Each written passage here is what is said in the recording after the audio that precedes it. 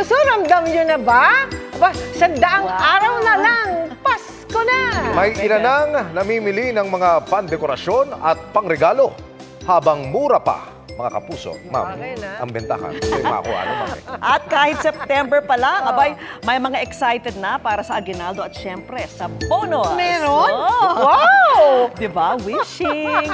Simulan na natin ang countdown sa live na pagtutok ni Katrina Son. Katrina. Vicky, Mel, Emil, sa kabila nga ng mga hamon ng panahon, hindi matitinag ang kapanambikan ng mga Pinoy sa nalalapit na Pasko.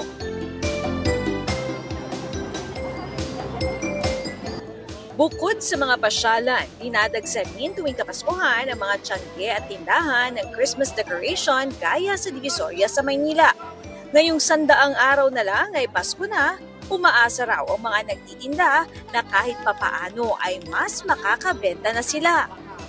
Buminto sana para masaya yung mga tauhan lahat. Masaya kami lahat. Talagang nagkakaroon yung pag-asa, ma'am, kasi kahit paano, di ba?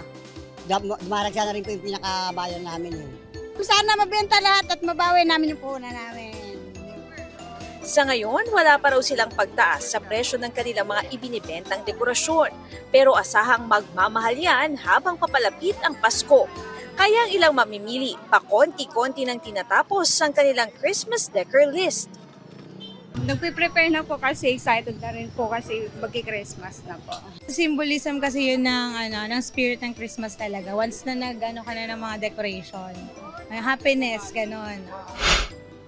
Dito naman sa Dapitan Arcade sa Quezon City, mas nakakabenta na raw ang mga nagtitinda.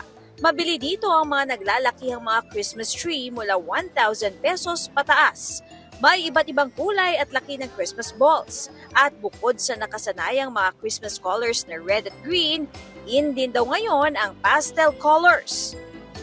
May mga excited na ring makatanggap ng aguinaldo sa kani-kanilang ninong o ninang at monito o monita. Pero para sa mga empleyado, ang pinaka-inaabangan tuwing Pasko? Kasi malapit na po yung bonus. May bonus? May sahod sa paluwagan, yun. Ayun, happy. Para naman sa ilan, may handaman o wala, makatanggap man ng regalo o hindi. Ang tunay na diwa ng Pasko, ramdam kung aalalahanin ang pagsilang kay Kristo kasama ang mga mahal sa buhay. Opo, masayang-masaya, ma'am. Bakit? Kumpleto ang pamilya namin, Pam, at magsalo-salo po kami sa masarap na pagkain na hinahain.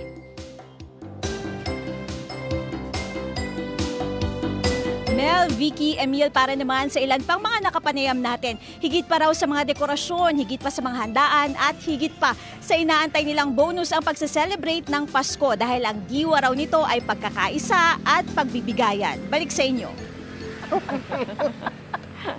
Maraming salamat sa iyo, Katrina Son.